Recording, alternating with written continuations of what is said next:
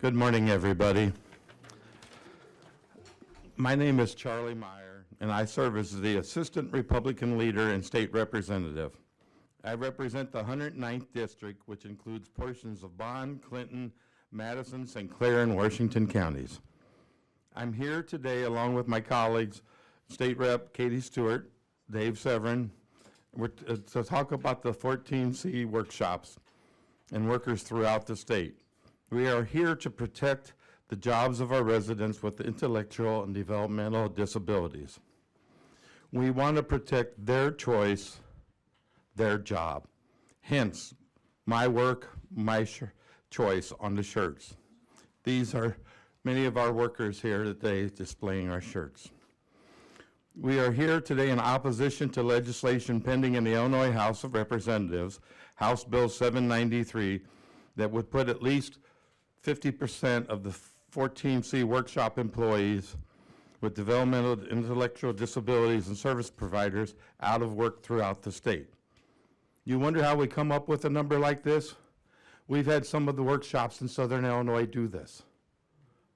They now employ, one of them employs 70% less employees now that they've had to go to minimum wage.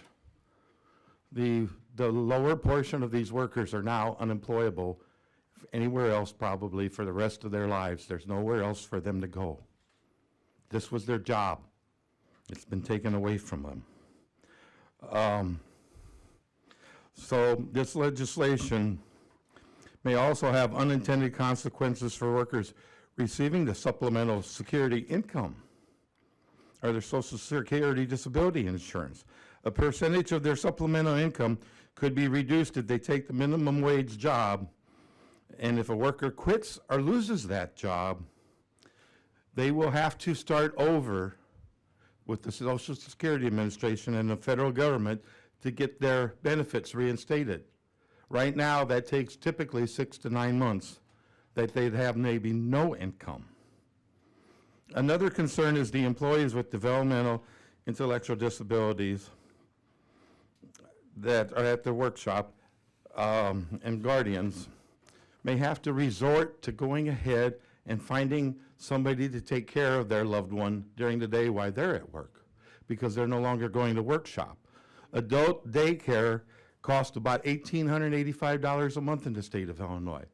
So these workers that now are unemployable will need to have, the families will have to find them a place, somebody to be with them during the day. So that's an extra cost to the families.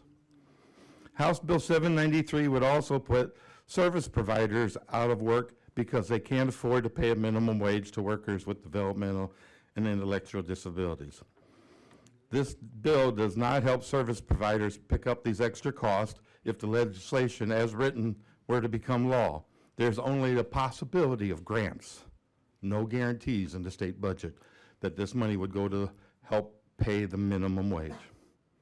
House Bill 793 would raise the minimum wage for people with disabilities. Sounds wonderful. But the problem is for a 14C workshop, this legislation will probably cost the jobs of half the people. It's very important that we work on this bill. We make some changes. We keep everybody with their job and maintain the chance of having a job. We have an amendment, House Amendment 2 to this bill, which would help do that. We hope that we can go back and negotiate this out. 14C workshops throughout Illinois help people with disabilities, whether it's managing their money with their paychecks or getting them a job. They provide transportation for them. They make sure they get their medicine when they're supposed to have it.